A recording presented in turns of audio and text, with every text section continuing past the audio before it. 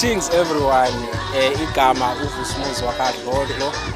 I came here all the way from South Africa to study, not knowing that I was going to get a wife from Empangeni. So size la namhlanje Empangeni ukuyombesa. Wamthetha eMabuyeni. That's why I'm here. It's been amazing, it's been exciting seeing two cultures coming together. Bekuyintokozo lo bhuti wadlala itende kwanyakaza wonke umuntu sukani madoda nje isikhathi nje sishayile bengithi angene sicece nje sithi kodwa emshadweni uzobulandela 2025 ngizomthinta ngithi bafo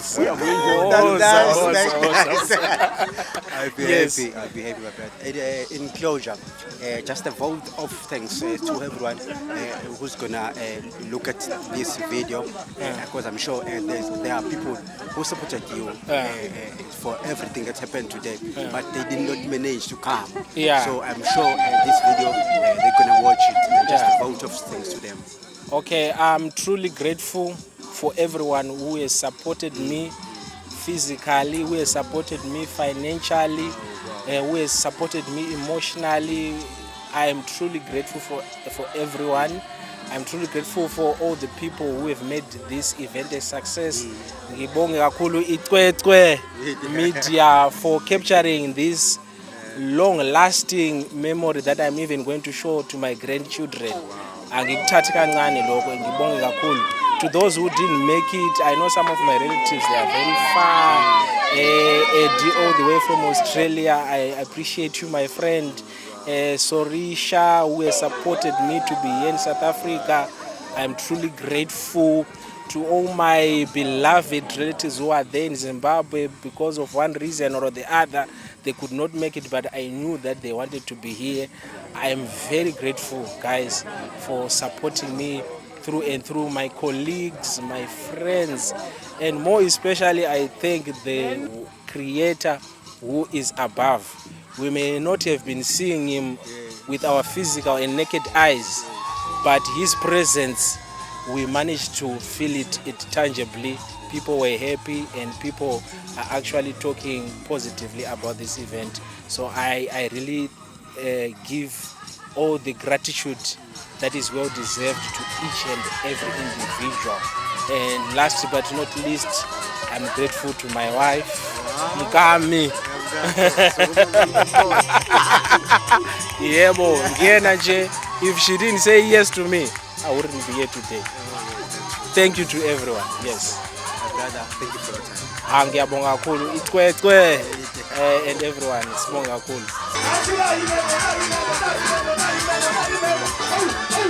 Dadewethu uyaphila? Ngiyaphila njani futhi? Wethu ngiyathokoza umuhle kakhulu.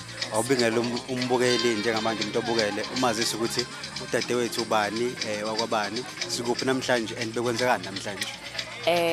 Ngibingelele umbukeli.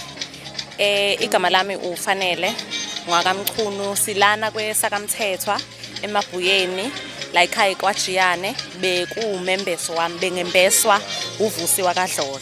So we just had umembeso and then sane program nje encane la egcekeni ekhaya. Wethu nathi sizibonela siyiCwecwe Media siyabonga kakhulu ukuthi nisenze sibe ingxenye yanamhlanje. Mhlawumbe sizwe njani nje ngakho konke okwenzakele osukwini namhlanje. Ngithokoze ngendlela esimangaliso, ngiyabonga kakhulu for your great service nanokuthi isikhathi nisigcinile. Siyathokozela kakhulu lokho ngoba kuningi okwenzekala emcimbini kusuke kukhona ama moving parts amaningi. Kodwa nje ngijabule ngoba wonke umuntu uya enjoya konke nje kwenzeke kahle nje ngomusa kaNkulunkulu siyabonga.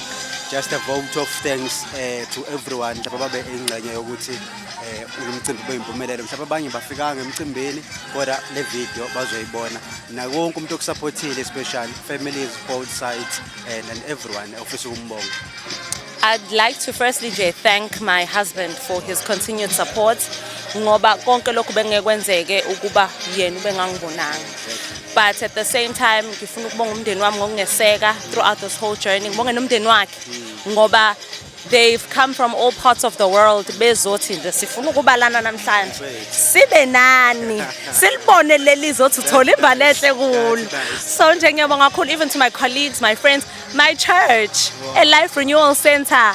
Baphume ngendlela eyisimangaliso bethi nje bazosupporta umsebenzi kaNkulunkulu ukuthi siyazi ukuthi ukuhlanganiswe nguye akekho oyokuhlukanisa. So nje I'm very grateful to my whole family, to my church, to my colleagues, to my friends abaphumile abavukayo kusasa bayimsebenzini kodwa bathi na kanjani siyeza. Hayi ngithokoze ngendlela eyisimanga.